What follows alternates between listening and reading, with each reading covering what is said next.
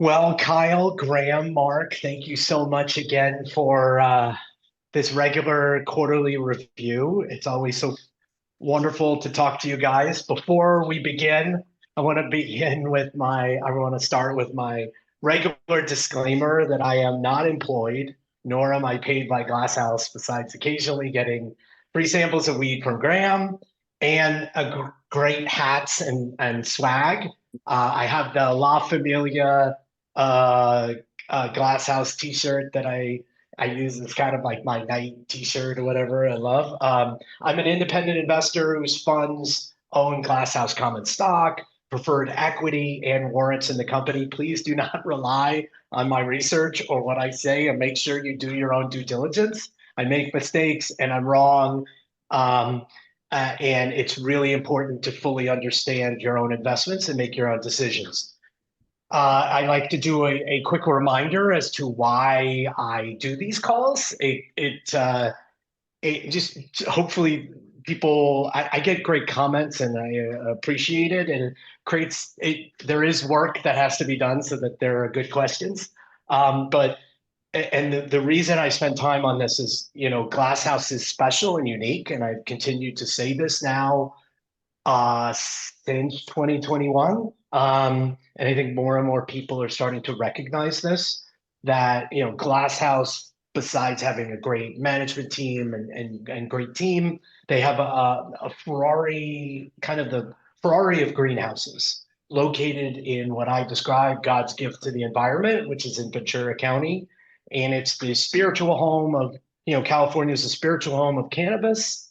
And what I have been focused on since I pivoted from kind of original mistakes in late 21, early 22 is focusing on those companies that are competing in the toughest competitive environments. Because what I realized about 2.5 years ago is that the shortage in cannabis is not limited licenses, but it is operational excellence.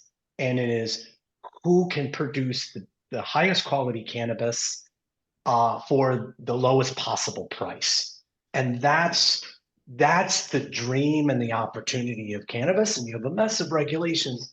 And that's what Glasshouse is focused on. And that's why I focus on Glasshouse and also Grow Rogue. But this is why it's so important, is because eventually we're going to have a national market, and what you produce for and the value you deliver to customers is going to become very important. And Glasshouse's consistent commitment to lowering COGS, which was, and it's, we'll get into it today, but Graham, when we first started doing this, you were like, the target is $100 and a pound, and that seemed very far off. And I think it was 107 this quarter, right? So that's really important. And then there's always the long-term option that one day Glasshouse will be able to export across state lines. And we'll get into that with hemp, the hemp opportunity. And then the other thing is you're just seeing evidence of separation between Glasshouse and competitors.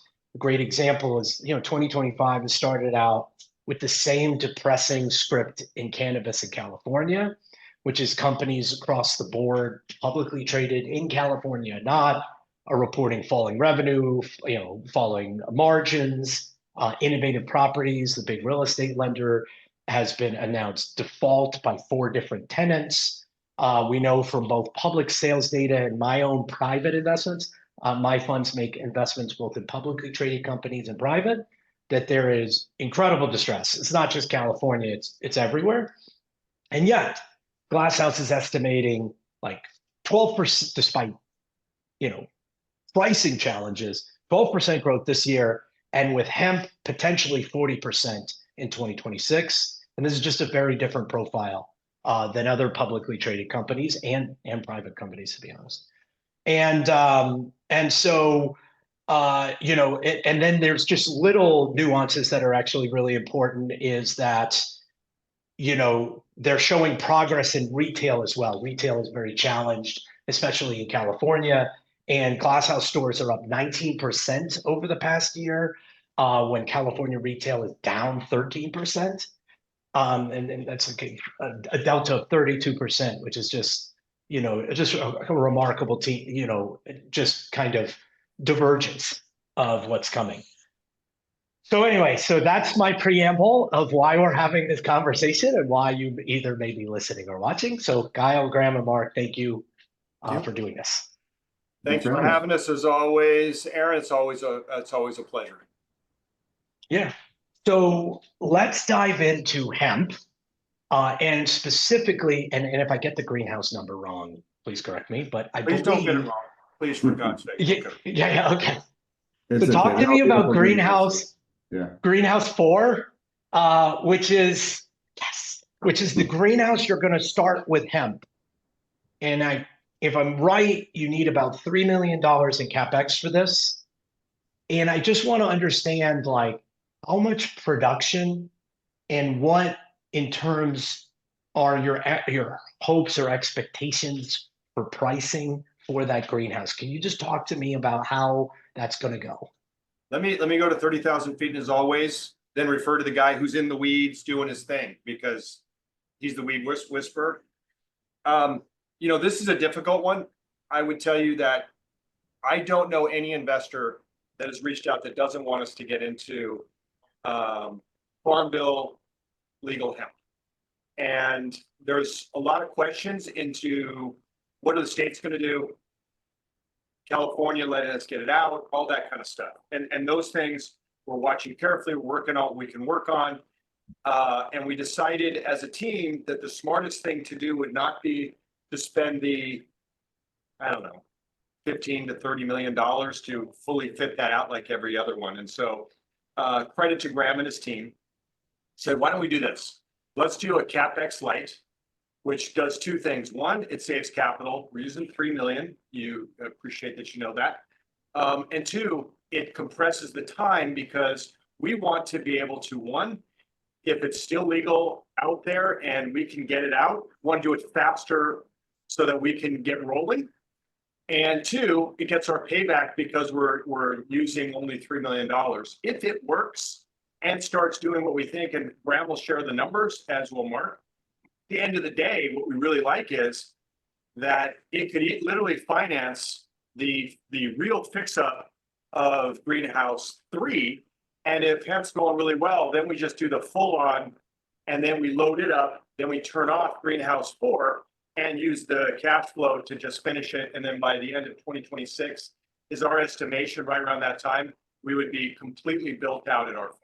Graham, you want to elaborate, please? Yeah, I mean, Kyle hit the high points, which is, we want to acknowledge the regulatory uncertainty, be that at the recipient state level, federal level, production state. It's a quagmire out there. So, but in cannabis, what isn't, right? On the one hand, you have licensed cannabis, which is legal, and you have clarity at the state level, but then you've got a federal government who says it's Schedule 1 and could throw us all in jail, for life sentences. And there's 3,000 people currently in prison for doing exactly what it is that, far less than what we do, right? So, or this, you have the other way around, where you've got pretty good federal clarity and then a quagmire of confusion at the state level. So we want to, acknowledge the opportunity is too big to not go try, but also acknowledge that it's dynamic and things could change. So we prioritize speed and a lower CapEx approach versus what we've done in the past, with the goal being that we have production by the end of this year. So, we're going to put it basically right on top of Greenhouse 2. So we're going to bring on, 40 acres of production this year, 20 hemp and 20 licensed.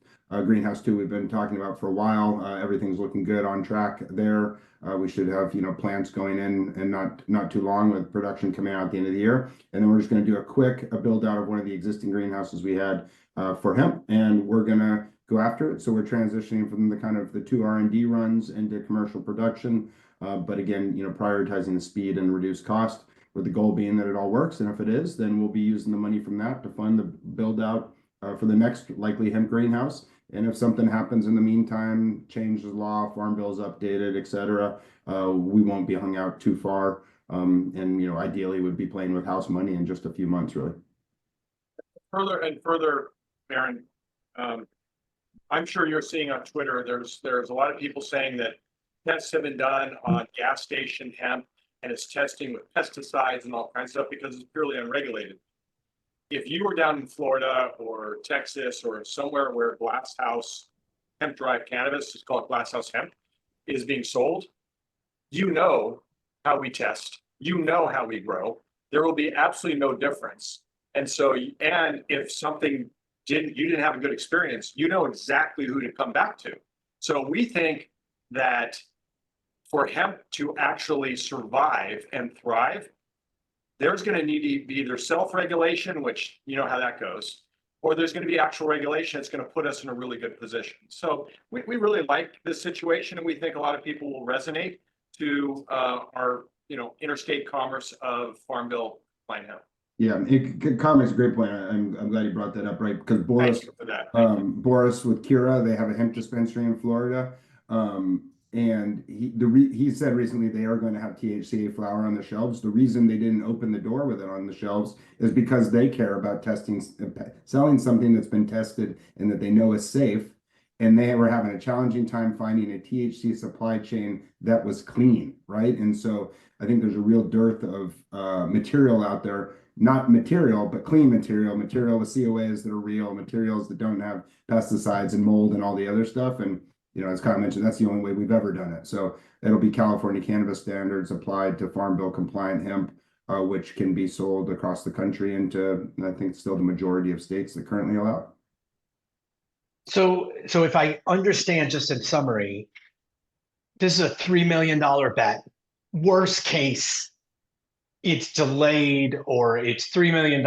You made a small bet, it didn't work out, and you'll use it later in the future for the regulated space. Yeah, and we're predicting. Yeah, we're predicting about 33 million in revenue in 2026. So you can do the math on that, and it's like the payback is awesome. It's quick, and like you said, if we're all the way into this thing and they change the Farm Bill and the window closes, then we spend some money sooner than we needed to. But again, the opportunity is so large that if this works, it's just phenomenal. We can't pass it up. Well, it's always been the dream, right? It's always, it's math, right? It's like if you can utilize all your greenhouses, we know what the cogs are, Right. You know what the pricing is. The biggest challenge has always been, and I actually think it's a problem. Yeah, I think it's a problem for all of cannabis, is you've had this massive misallocation of resources, and we've talked about this. I believe that there's a place for craft flower. It's really not that much, and that you can have some operator, but there's all of these massive grows and all of this massive investment can in no way, shape, or form touch your costs. Mm-hmm. And they just can't. And so if you kind of strip that away, then everyone on the West Coast pretty much supplies the country in a variety of ways. You probably have some outdoor, and you have some, greenhouse, and then you can start to unravel all this misallocation of capital and these trapped, declining, depreciating assets. Yeah. And we go back to what we do in every other product, which is the right way to do it, and that the regions that are experts or specialized or have the weather characteristics that are good grow the things and they ship it to the rest of the country, right? Like California, like cherries come from Michigan, oranges come from Florida. Like you can almost from memory say the states and what they grow because that's what they're good at. And then the wine comes from Napa, the potatoes come from Idaho, right? Like, and then we all eat them and drink them, right, in the right places. So we'll do here in cannabis what we do everywhere else, and that's part of what makes the United States of America united and so great and strong. Is we have all these resources in all these places, and we don't put ourselves in silos. And just very briefly, Aaron, I think you're looking at it the exact right way. Not a surprise since you've been in this very thoughtfully for years.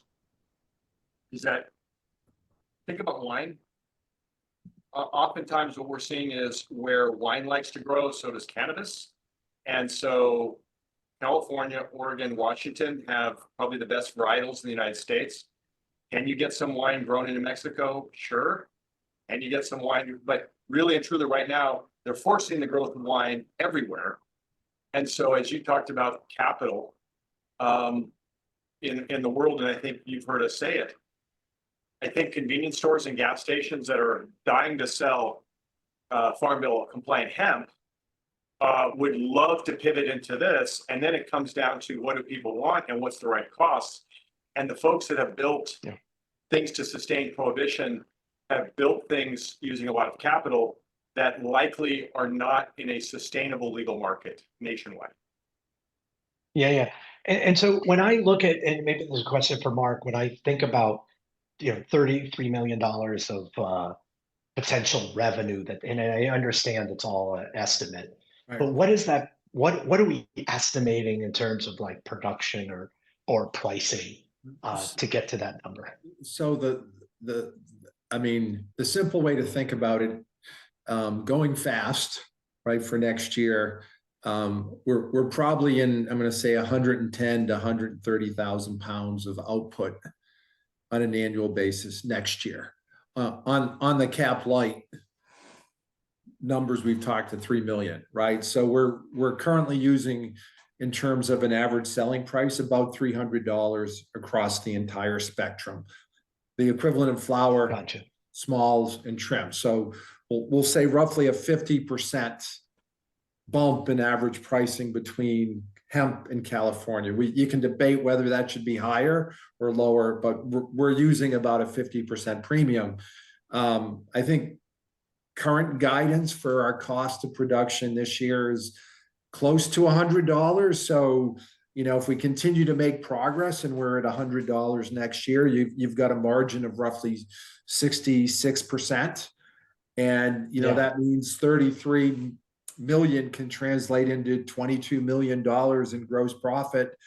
And we've been really successful in managing overhead selling expenses that go with it. And it should be very, very small.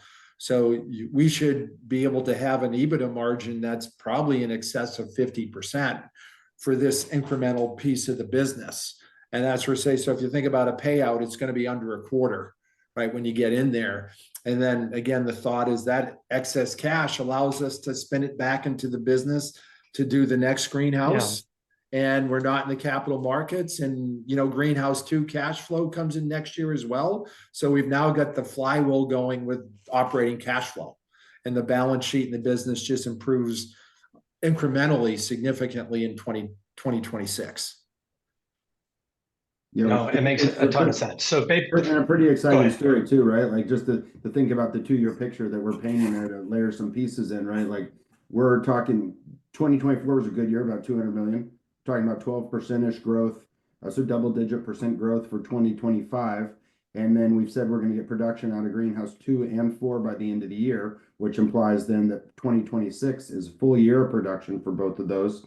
If you use, kind of $57 million for greenhouse 2 and 33 million for hemp, and you layer that on with the rest of the business, so you're coming up on $300 million, which is 40-ish% growth over a 2-year period, which I think you're hard pressed to find another example in this industry that matches that. No, I completely agree and understand. So what do you actually need to proceed? I think you need something, it's called like safe harbor. Don't you need like California to be like, okay, you can export across state lines? Yeah, so how does that work? We're proceeding in parallel with a number of policy changes, pushing on things and getting good receptivity. We are starting the project, so we're going. We'll probably have beginnings of construction likely by the end of this month. So we're going for it. It'd be great. What we're trying to do is actually just get more clarity, right? What we know, California wants THC sold in dispensaries, and that's fine. We're in that market. We have licenses, we have stores, we have brands, so we're fully supportive of there. But Florida just reaffirmed that they want THC flower sold in convenience stores and hemp dispensaries. So if that's what they want, we know they want California products. So that's what the rest of the country is looking for. So we will grow here, and we will export it and not sell it in California and to the states that it is allowed. We're in conversations with a number of distributors, and that's what they do. So we'll work with them. We'll start on the bulk side. We'll be looking at the CPG side afterwards, and that's we're going. So we'd love to get some more clarity, but this is cannabis. You're never going to get all the lights to be green at the same time. And if I can make a point that's a little bit of a segue, none of us that are in California cannabis are happy with local regulations, state regulations, taxing. Things need to be fixed. There's no doubt about it, including this. And, you know, a lot of things get done quietly, thoughtfully, and not calling people out, trying to embarrass them, and then put them on the spot where you're trying to leverage them. And that's the thing that I would tell you is a disappointment in this industry, is that there's people, including a few kind of wannabe influencers, that get out and yell and scream and everything else. And then they shouldn't be surprised that they get negative results. And I would tell you,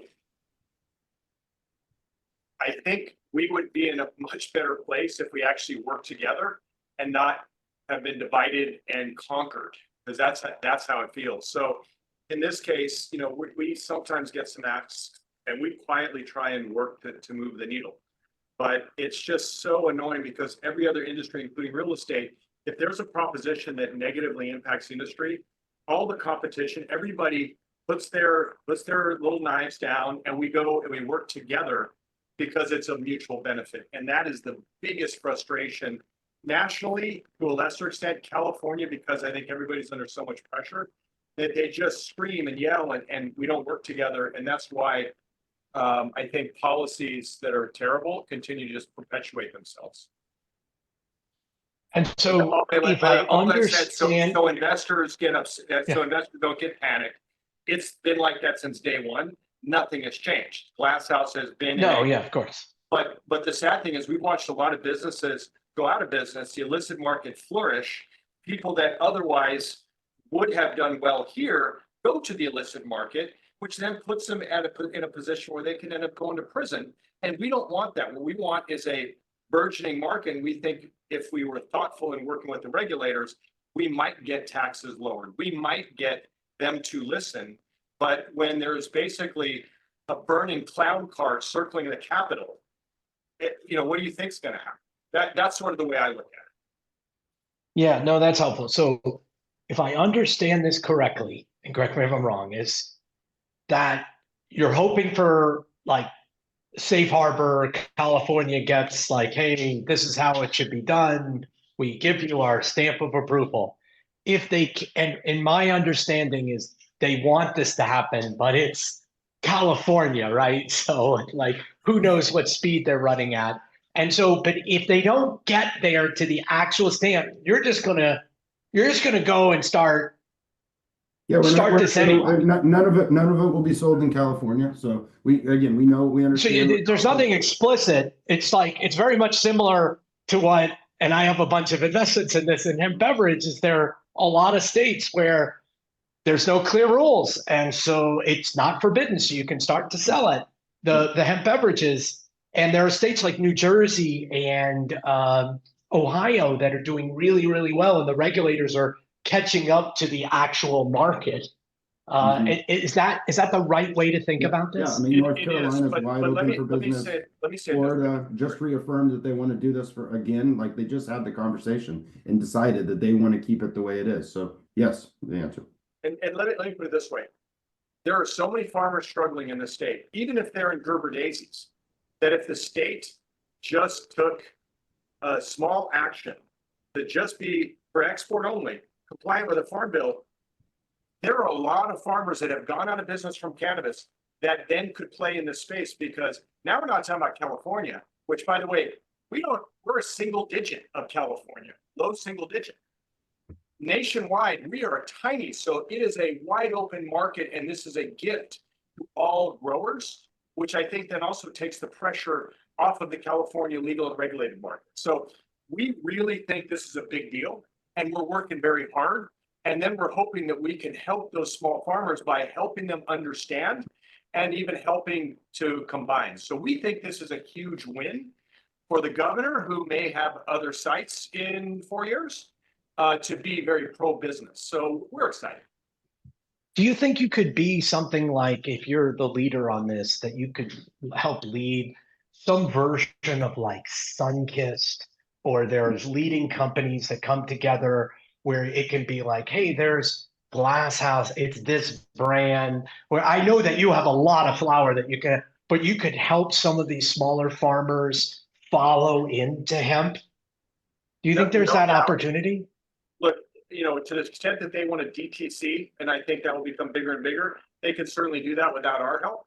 But to the extent that they would like, an offtake agreement or something, I think because of our scale and because we have 8 full-size truck bays, that yeah, eventually I think we can certainly help get those folks where it's like a turnkey where we can de-risk their investment. And then- And for clarity, we're looking Go to pave this road and inviting and hoping that the rest of the California farmers will come through it with us. This is not, a glass house specific thing. This is a industry thing, and giving the consumers who want California cannabis across the country what they want in a safe, tested way that they can feel good about what they're consuming, quality, cost, value, all the stuff that we do, just for everybody else. No, that's great. And so just like structurally, let's just say tomorrow you're selling hemp. Who do you sell to? Are there distributors out? I honestly don't know. Are there distributors? Is there an infrastructure that you can sell to? Are you doing direct to consumer? Are you not? Like, how are you I mean, I get you're going to build up to this, right? Like, you're not going to just be like, hey, we have hemp to sell. Like, how is this going to work in a national hemp market? I think, Graham and I went to the Champs Hemp Show, if that's the right way to say it, in Las Vegas. We spent the entire day there, and we both walked away saying there's so much demand for this right now. And so many people came up to us because they recognized the good-looking guy with a hat. And they were just anxious. I would tell you the infrastructure is burgeoning, but we're in those conversations right now. And that's why we are, again, there's a lot of anger that's rightly bubbling up here in the state. But we really are happy that the conversations are being had quietly and thoughtfully, because we think that's the best path to getting a win for everybody, including the state government. But yeah, the infrastructure is there, and it's building. Yeah. It's fragmented. There are some bigger ones. I mean, if you think about Texas, estimated $5 to $8 billion market. Florida is pretty similar. There's a bunch of other states. A lot of we see crossover. Similar people who are doing gummies, or doing flour, or doing edibles, or doing beverages. Some have specialized. Some are doing ingredients. So we're going to start with the same way that we started with Glass House, which is bulk flour, not packaged CPG yet. So we'll start with the bulk flour. You got to make sure the product that goes in the bag is good before you build the brand around it. So again, we'll get started. We'll figure out a lot of this, and then phase 2 will be the CPG side of things, putting it in our packages and our brands, and selling it again to the states where it's not prohibited.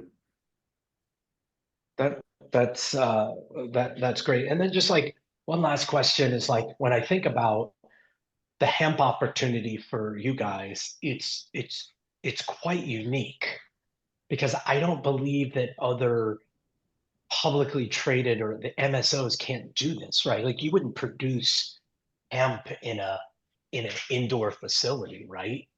I mean, you could, at the end of the day, But you wouldn't want to, like, you wouldn't want to, right? And it's like the reason. So like the question would be, why doesn't everyone do it? And I think what makes us special in the Glass House way is the reason, right? Like, there aren't any brands from any other states moving into California? No, right? Every brand that's in another state, that's in multiple states, is essentially California brands, right? You got Cookies, you got Stizzy, right? Uncle Arnie's, right? Like Kiva, all these are California brands moving to other places. Did you say Uncle Arnie's, Graham? Did you say Uncle Arnie's? That's a good brand there. Throw in there for you. Right? You see. I appreciate the plug. Going to other states, you don't see the inverse of that, because that's not what the consumer is asking for, right? So could you grow hemp in a warehouse in Massachusetts? Sure. Is anyone in California going to come scrambling to get it? No, right? Like, it's that is, we know what happens, broad picture, right? Like, the illicit market is a formidable competitor, but it's also a great focus group. It tells you what people want when the only rule is making the consumer happy, and they're not going to Florida and bringing cannabis to New York or California or Oregon or Washington, right? They're driving as far as you possibly can, to come to California and the West Coast and then driving as far as you can back. Because again, that's where the consumer wants, it's where the value, the quality is. So yes, could somebody else do this? Sure. But is the law of economics, which is one of the only laws that's unbroken, gonna support that? I don't think so. That's By the great. way, think of the consumer that's coming to get, a pack of joints, a beverage. If you want some of the, let's say, the craft indoor that's sea junkie or traditional or cannabiotics that they do, which is wonderful. I think you're going to find it's going to become a pretty niche market. Now there are some long-term users of it that really like it and they come up with amazing strains, and I have only positive things to say. But the idea that you're going to find really high end, think about going to the gas station and seeing the beer that's available, cigarettes that are available. Yeah. It's much more mass market. So yeah, no, for sure. No, and you know what? It just popped into my head. I didn't even think about this before, but have you thought about, like, when you start selling hemp, is there an opportunity to take Allswell and be like Allswell hemp? And I mean, because that's like the value, the out the door in California, $9.99. Is there a longer term vision where you could take that brand and that concept and send it through and make a hemp version of that? Yeah, I mean, our vision is unchanged, right? It has always been to make the most consumed and loved cannabis brands and products on the planet, right? So that's not the biggest ingredients company, that's CPG, and they make the brands. We want to be Coca-Cola, right? Or Lagunitas, right? Not CVS, not the stores. We want to have the brands that people love and consume cannabis in all the form factors, right? So yes, absolutely. Like there's nothing. There's no difference to the playbook. This is just the path to markets that hasn't been available. And again, we already know the demand is there because we've been watching it for 30 years. No, this is great. Switching subjects to like retail, right after your earnings, you announced just a really fascinating agreement with Leaf. And at first there's two elements of it. There's a managed service agreement. And you've alluded to this before, the retail has been troubled in California, and you guys appear to have figured out, as I mentioned before, just a better way to do it. So there's an MSA agreement, and then there's an offtake agreement where they're going to, source some of your flowers. So first about the MSA agreement, it's interesting because you've always mentioned, and this is the reason you got into retail, is that you sold 15 times more of your product in your own store. What impact? I'm just curious of how you think about the MSA, how this may impact your CPG sales, and why you're now managing other people's retail. So, and I look forward to you asking the other part, because this is one of those strange. Our first one out the gate had something that Graham was able to solve a need for them, and then I was able to help solve. And I have another business in managing other people's apartment complexes, and there the goal is the exact same. Someone owns an asset, they give the keys over to us, the bank account over to us, and we try and make that asset more efficient, drive the top line revenue, find ways to cut the expenses. The bigger the managed company gets, the lower expenses we can negotiate as a pool. And then the NOI grows, so that if they decide to sell, whatever the cap rate is, if you have a higher NOI, you make a multiple on whatever we're able to do for you. And so that's the way we took a look at this. Is we already have 10 stores. Those 10 stores are banging along, as you mentioned earlier in the call. And so when we said to Leaf, who brought this store, which is, not too many stores are doing well out in the Palm Springs, Palm Desert area, but they have a good one.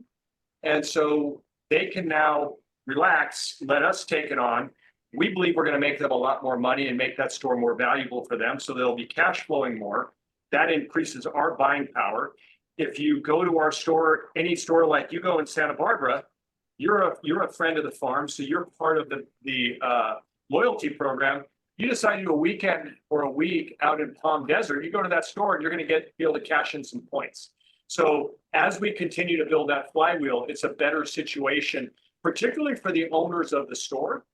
And so for us, again, now in 10, 11 stores, as we continue to build that, we're just looking for really, really good stores. We don't want to say we have 50 stores. We want to say is we have the largest revenue in retail in the state of California. That's the goal with banger stores. And so that's how we're looking at this. And then they also, as we were having those conversations, they said, "Can we talk about an offtake agreement?" And I said, "Hey, Graham, you know Micah, the CEO, would you mind jumping in?" And we all know Jesse, who's a great guy. So this was like talking to friends, but Graham then stepped in. Yeah, and if you, I know you pay attention, Aaron, so you know that we've been able to make some operational changes, which increased the production and allowed us to generate more trim. So this lined up really nice with that, which is we've got more supply. We've also got more greenhouses coming. They do quite a bit of extraction, and having a dependable, reliable supply chain was valuable to them. So now we've got a contracted trim customer. They've got a contracted supplier, and we're able to take that additional value that we recently unlocked and provide it with a nice, easy, and consistent, dependable home. So it made a real nice fit between those two things. When I look at the potential future of other MSAs or other offtake, what should I know it take? I don't want you to necessarily predict anything, but like we probably will be seeing more MSAs, would be my guess, in the future, right? Is there also an opportunity for offtake, or is this more of a unique situation that you saw? No, every situation is in and of itself. I would tell you that. Insofar as, when we talk to people, again, we're not looking for the stores that unfortunately are struggling, can't pay their taxes, and we see some of the larger retail owners out there that are basically, having to do CPR on some stores. We would rather not look at it that way. That's just a lot of work, and we don't think it's where we want to be. But imagine you have 5 stores and you decide, I want to sell these stores. Well, the pool of potential buyers is pretty small. But if you have an MSA with a company that doesn't have all kinds of strings on it, I mean, you're able to sell your store, you're able to fire us.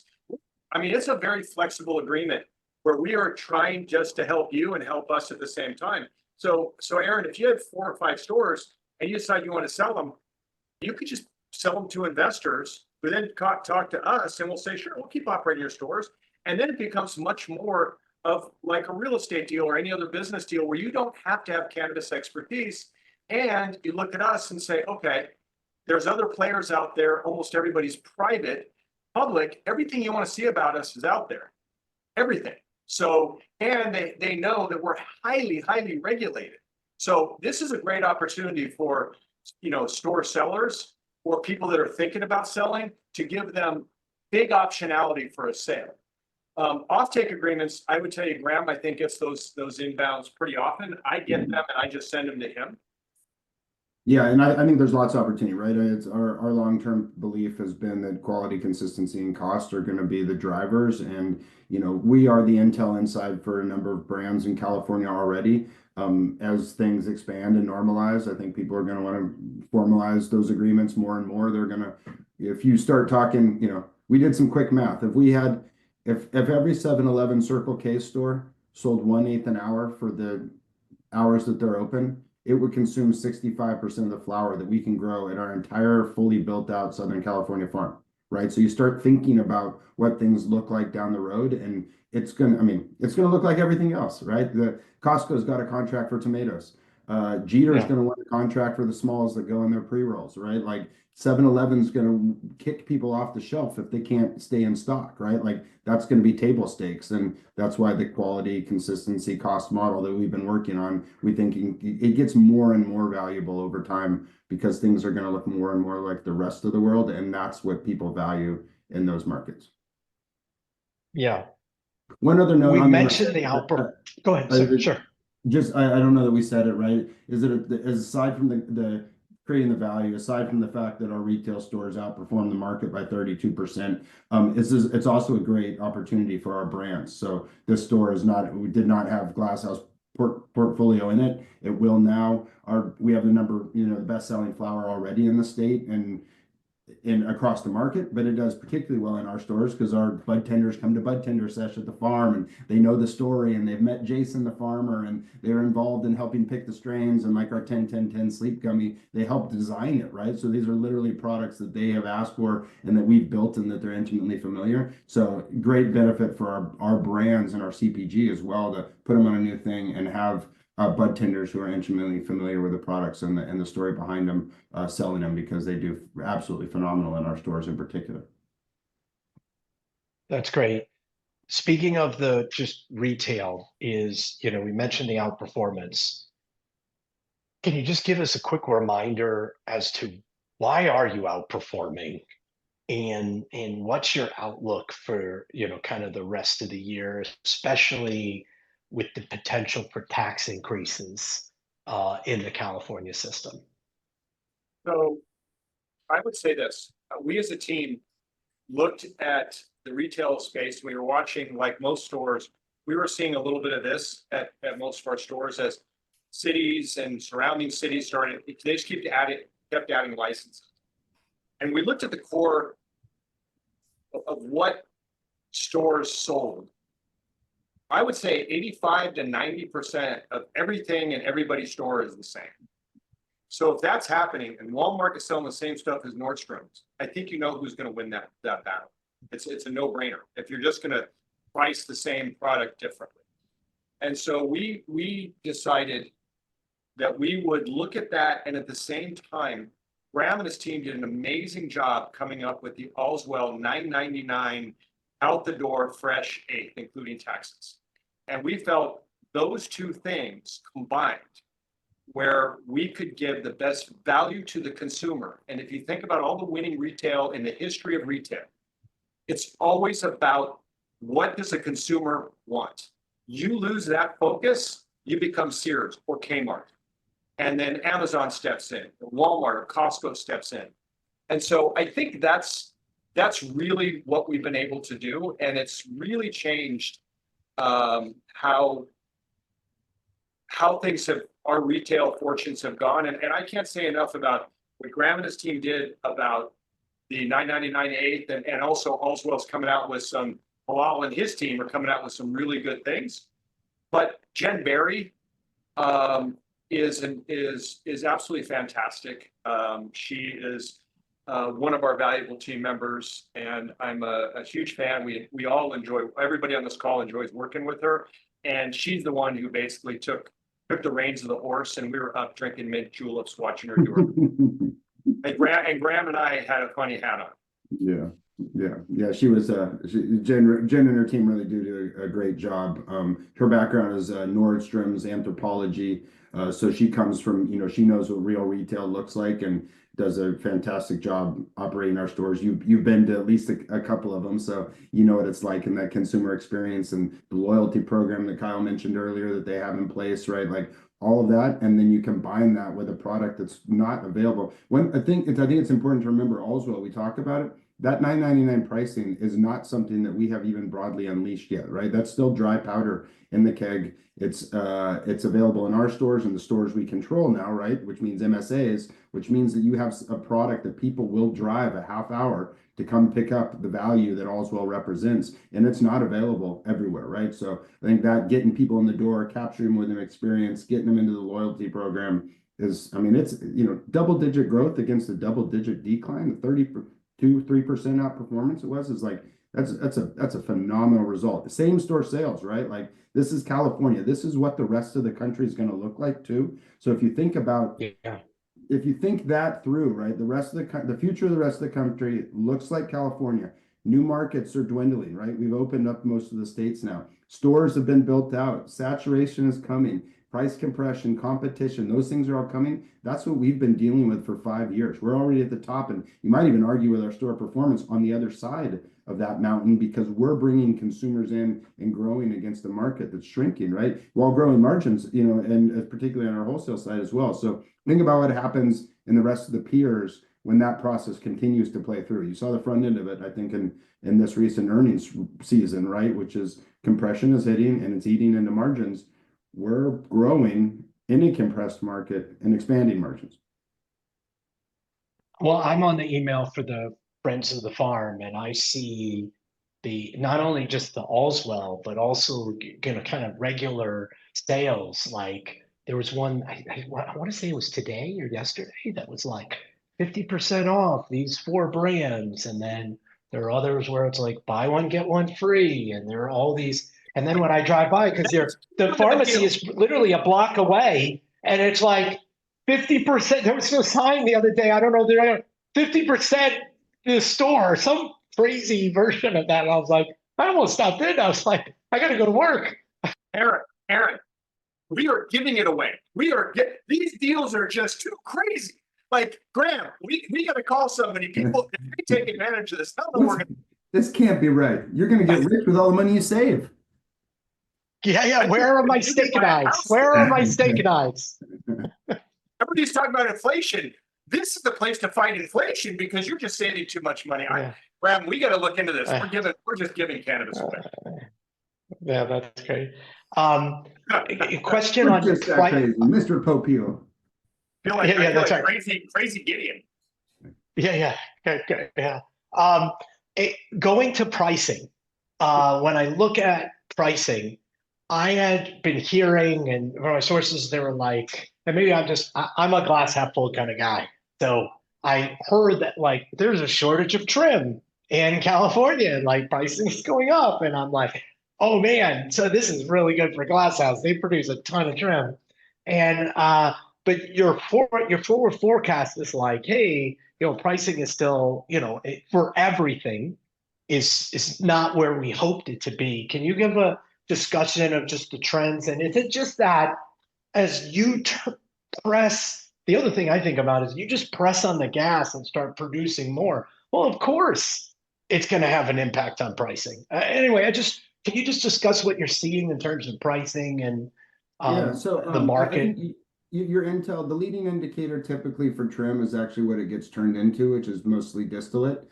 And distillate pricing has been going up, which indicates, increased demand or demand exceeding supply at some level, to press the price up. So when distillate goes from $1,000 to $1,300 or $1,400 a liter, the processing cost doesn't change. So what people are able to do is they're able to pay more for the trim that it gets manufactured with. So we have seen strong demand on the trim side. Seasonally, that's not totally uncommon, right? We've gone through the supply from the full term harvest from last year, and we haven't hit supply that typically comes this year, but nonetheless, good to see. On pricing, a couple of things to keep in mind is we've been able to our pricing has come down for two reasons. One is that I think Flower and Mark, correct me if I say something wrong here, we're basically keeping pricing flat. We see the ASP drop because it's a blended average of our flower, smalls, and trim, and we're producing more trim. We're also producing more flower and smalls, but we're producing an additional percentage more than that of trim from some of our process changes. So that drops the ASP. The key thing is it's balanced by an even larger drop in the COGS. So in a compressing market with pricing pressure, we're still expanding margins, which if I was in an investor's shoes, that's the thing that would make me happier than anything, is knowing that competition will continue, knowing that California is on the front end of it. And again, the future of the rest of the country is likely to follow, and knowing that we can increase production and increase margins at the same time is, I think, a testament to the power of what Glass House has built and the team we have that does what they do. So, I mean, that's one of the rosiest indicators that I would keep an eye on and what we're doing and how we're doing it. Yeah. So, and Aaron, please know, we're never satisfied. Yeah. I mean, Graham is a Moore's Law guy, and we're still not on Sonos 1. Yeah, he's constantly with that flywheel, and you've been down there. He's like Doc Brown. He's always experimenting. So, Aaron, a lot to be pleased with about our Q1 performance, but one of the things that should stick out for people who follow the company is the wholesale gross margin was 47% Q1, right? Despite the difficult, and Graham alluded to it, despite the really difficult pricing environment. In Q1 last year, it was 39%. So, I mean, as an entity, we were up 3 points, but most of that increase came from the wholesale business. And we did that again in an environment, and it's just from a mixed perspective, flower and smalls are going to generate 85 to 90% of the revenue. So it's great to see trim prices inching up, but it's not going to have a huge impact unless it, doubles or triples in price, relatively speaking, to flower. But we did that in an environment where year over year flower pricing was down high teens to last year. 2024 was an outstanding year for pricing at the first half of the year. So we're going against a really difficult period. We've seen the same seasonal build, and now we're in that point where prices have inflected and starting to go down as, mixed light or greenhouse production increases. And really the next couple of months will give us a much better indication of how low the second half of the year goes. But again, we have a very cautious approach to pricing for the remainder of the year. That's great. And I thank you. I appreciate that. Switching subjects to one of topic that I am quite interested in is, because I own a bunch of it, is the preferred equity. So when I think about Glasshouse and I think about a couple of things that are holding you back, obviously we have federal reform. The other one is the interstate commerce. So, we're talking about hemp, and you could hemp is a way to jailbreak and kind of get out and get the product nationally. And the other thing that I see potentially holding back, and this is just my own belief, whatever. And I own the common stock, I own warrants, but I also own the preferred equity. And this was preferred equity that we've talked, if you listen to other calls, it's preferred equity that helped finance and continue the greenhouse. It was in a very challenging time. I believe management participated, I participated, and what's remarkable is since you did that, the common stock's actually been a better bet, but this preferred equity is expensive capital.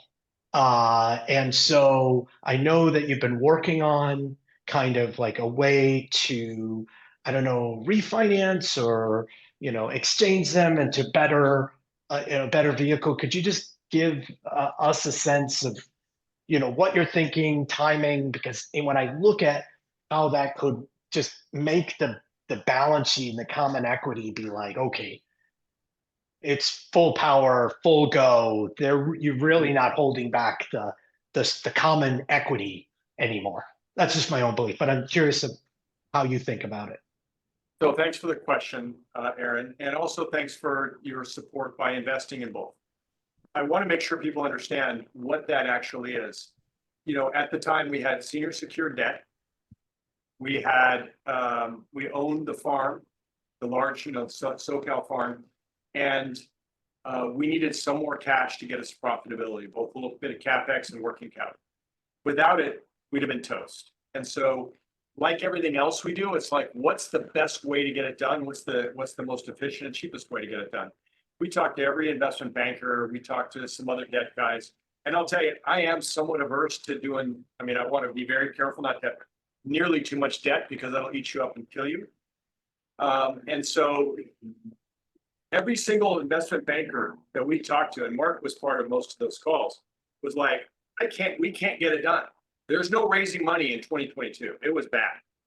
And so we scratched our heads, and I finally said, look, I've been raising equity since 1996. I've got a really nice coterie of investors, and there's a lot of people that believe in Glasshouse. Now, that said, if we underraised, we didn't raise, we'd have been in a world of hurt. That's the reality. So we had to make it enticing for the risk. And also the fact is there were other things to invest in outside of cannabis that were a lot safer and still paid a decent, first trust deed on a, at 50 LTV, you could have gotten 12% easy. So we came in, it was a 10%, this is the B's and the C's. We actually overraised. We just wanted to do 50 million in the B's and we overraised by 10%. We did 5 million in the C's. 10% on a cash pay, and then there was a 10% pick that did expand, and it also grew and reset. So it started going bigger, and the flywheel got bigger.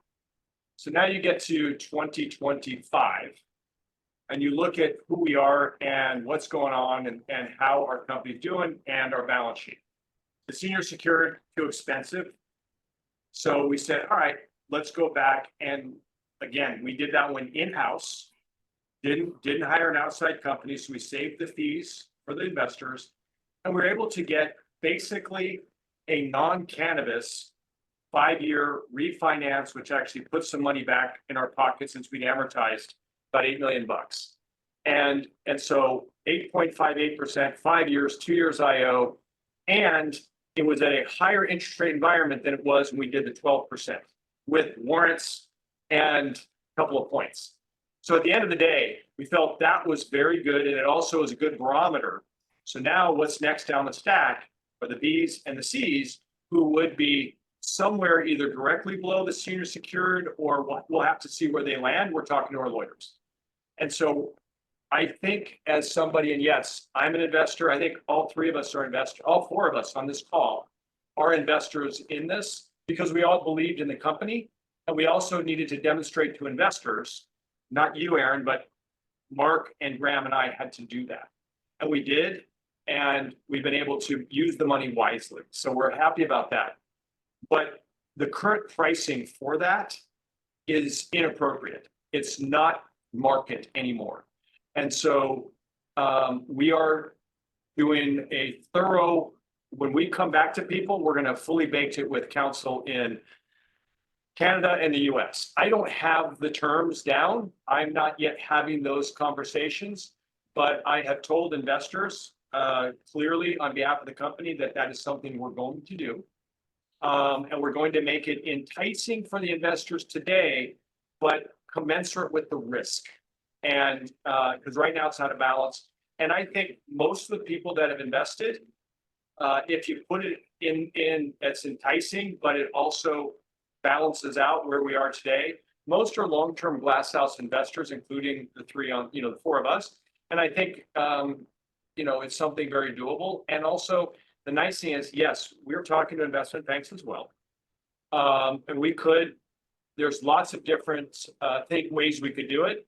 But to the extent that we can carry our own book and save money for the investors, that's the goal. The other thing to point out is we live not just for our salaries. I care much more about my RSUs, which are restricted stock units. Those are common stock. I own a lot of common stock. So does Graham and so does Mark.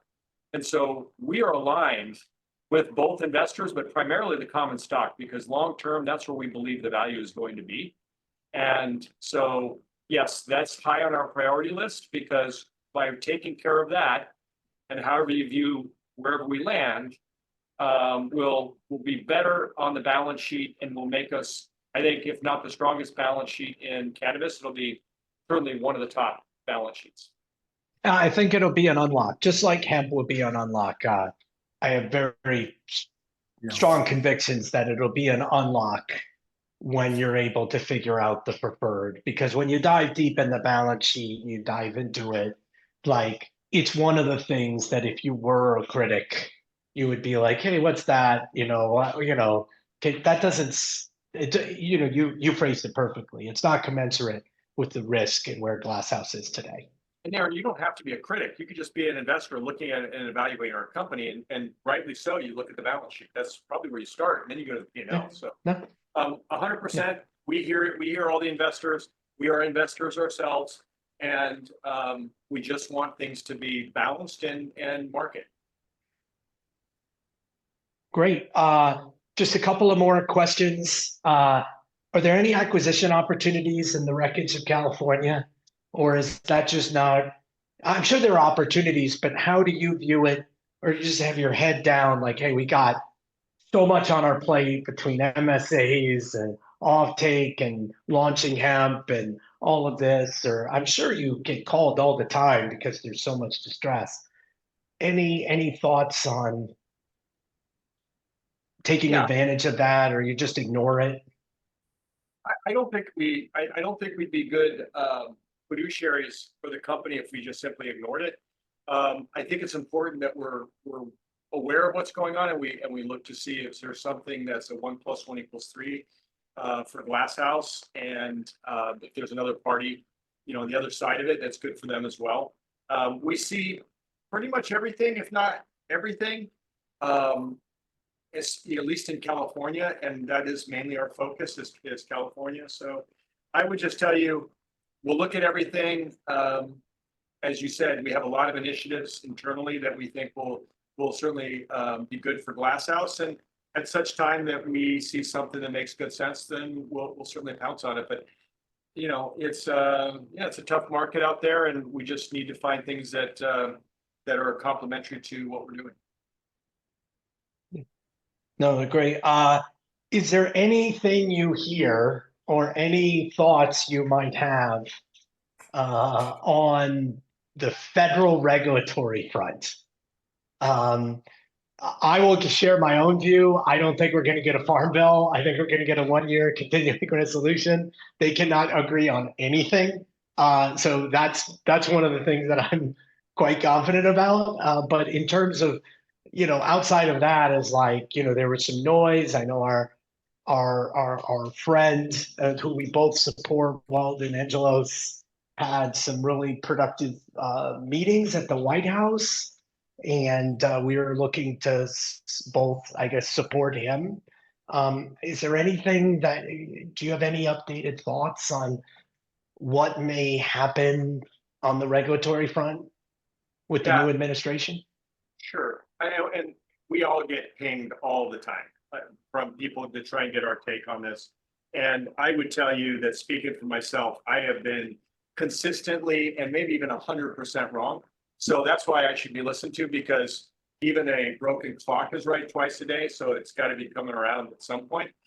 But what I would say is just observations that everybody knows that I think will make sense is that this administration is frenetic, and seems like every day I'm surprised by, okay, now he's in Qatar. Okay, now he's, there's like horses leading he's doing, he's got Iran going, he's got Russia going. I don't know what he's doing in Israel. I mean, there's just a lot going on. There's some things we know about him that I think give us hope. One, anybody in his administration, including the new DEA nominee, who I don't think is a fan of cannabis. I think that's pretty obvious. But if you're in his administration, you better be on the Trump train, meaning aligned with what the CEO of the Trump train or the engineer is doing, or you will be off the Trump train. I think we can all agree he is crystal clear about, it's my vision, it's my time, you do it my way. And so that gives me hope that even if you're a hater in the DEA chair, if he tells you to do it, you're going to do it, or you're gone. So, and he said the right things during the election, including Amendment 3 down in Florida, and he broke with a supporter in DeSantis. So the other thing is timing. He's got midterms coming, and he's going to likely need every vote he can get to hold Congress. If he doesn't have both houses of Congress, he knows his last 2 years are going to be pretty difficult. And so I think where he can, quote, steal a Democrat initiative, which I think a lot of people see cannabis as just that, he'll do it. And so I think before the midterms, probably maybe even the beginning of that year, if he hasn't gotten to it, then I think we'll be in pretty good shape. I think Mark disagreed and said, screw you, I'm out. Yeah. For some reason, he just dropped. That was And just to add to that, right? I mean, Trump's been vocal that he is a states' rights guy, right? And you can see it not only in cannabis, but abortion and other issues, right? He said that he supports medical marijuana, right? So if you think about how every state that has cannabis got there, the first step was medical cannabis without exception. Nobody leapfrogged that. So the idea that the federal government would leapfrog that, I think you wouldn't find, support for that in history in the rest of the states. So if he supports medical, we have Health and Human Services. The science has said it shouldn't be Schedule 1 because there's known medical benefits. It should be Schedule 3. So carrying through with that fits with exactly what he's saying. And then states having the right to liberalize it and regulate it how they want also fits exactly with what he's always said. And I do think, for whatever you think of him, he has been pretty consistent. When he says he's going to do something, he at least makes a real visible effort to make it happen, right? Again, whether you like it or not is beside the point. He says things and then he does try and do them, which I would have to say is better than what we got out of the last administration, who said things and then did nothing. Also, if you think about it from an America First, perspective that he's a big fan of, right? Like the idea that American companies supplying 500,000 jobs are forced to go to Canada to list on a Canadian exchanges, pay fees to Canada, Canadian lawyers, Canadian auditors, etc., while Canadian companies get to come down here and take advantage of our financial systems and our low cost of capital. If we can get that on his radar, I can't imagine it doesn't make him blow his top. So I think, to Kyle's point, it wasn't the first 100 days. We've heard rumors that it's in the next 100 days. We heard the DEA guy said that he would look at it, which is better than stalled, I think. The science clearly supports it. Trump's medical marijuana supporter. He's a states' rights supporter. You feel like there's something there, but I think the best thing about Glasshouse is that we can give growth with what we have control over, right? We are not dependent on it. We don't have a reliance on regulatory catalyst. It'd be great when it happens. We think it's going to happen, but a lot of other folks are stuck until it does. We can make 40% growth in the next year and a half with things that do not rely on regulatory change and that are within our control. So you get all of that growth plus whatever your handicap is on the regulatory side, that'll only be a tailwind for us and make it all that much better. So we love multiplying multiple numbers together, and that's the position that we get to sit in here. Well, great. My traditional closing question for Kyle, obviously the schedule beyond Schedule 3 is, and I know that you supported, the reason I supported Weldon was frankly because of you guys. And I know Weldon's out there trying to work on prison reform for nonviolent cannabis prisoners. Is there any update to your work or any progress on that initiative? Let me give, if I can, a shout out. One, as you mentioned, Weldon, and I know you've been quite generous with Mission Green, and I certainly appreciate that, as does Weldon, Aaron. He's the gentleman that sentenced 55 years for a very, very small amount of cannabis and served 13 years in maximum security prison. Met Luke Scaramazzo there. Luke is out. He's in the industry in California. He worked with Graham and I for a year and a quarter or so. Huge fan of what he's doing. Travis Cullen, even the Beard Bros, which I certainly appreciate them. So it feels like a lot of people are yelling about it. Weldon has a good relationship with Alice Marie Johnson, who was pardoned by Donald Trump famously in his first term after Kim Kardashian introduced him to the story. And he is apparently very compassionate to the situation. Again, not in his first 100 days, but we're very optimistic that that's a good place to start. And what I would tell you is, and I know you saw this because you're a baseball fan as well, DraftKings and FanDuel and Las Vegas now has sports teams. Everything changed. And what happens when it changes? The people that were sitting in basically baseball jail immediately get released. And it was Pete Rose and Shoeless Joe Jackson. And so I certainly hope that happens. And the other thing I want to call out. Wait, do we have to be dead for cannabis reform to happen? Is that what you're saying? Please don't say that. Bad analogy. Fair call out. But if there were other people that were still alive, I think, it would be a different day. And yeah, I'm not really, do the posthumous pardons, that's fine. But the other thing is just to remember that, you know, and I asked Weldon to please put in front of the president about this basketball player in Indonesia that was just arrested for gummies.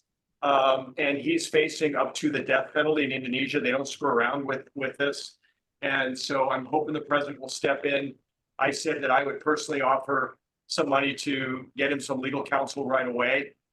Because I don't want to see, one, I was a basketball player. Two, I don't want to see an American killed for cannabis overseas or jailed indefinitely. So at the end of the day, I think the United States leading on this issue, opening the doors to the jail and stopping the nonsense. I do think it's going to happen, Aaron.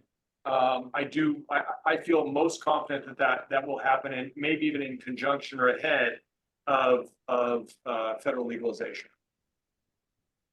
Thank you. Well, that's very hopeful. No, thank you. Thank you for all your work on that. And I wish you luck in helping that basketball player get out. And it'd be a very scary situation. Thank you. For Luke, by the way, if I can. High price. He wrote an autobiography. It's worth the read. Oh, great. Okay. No, thank you for that recommendation. Gentlemen, as always, this has been wonderful. Thank you so much for the time, and rooting you on and wishing you good luck as always. Thank you, Aaron. It's great to always get your positive vibes. I don't usually like watching myself. I enjoy watching Graham and Mark, of course. But your vibes, I really enjoy watching the playback. Yeah, awesome. Thanks for having us, Aaron. Always a pleasure. Aaron.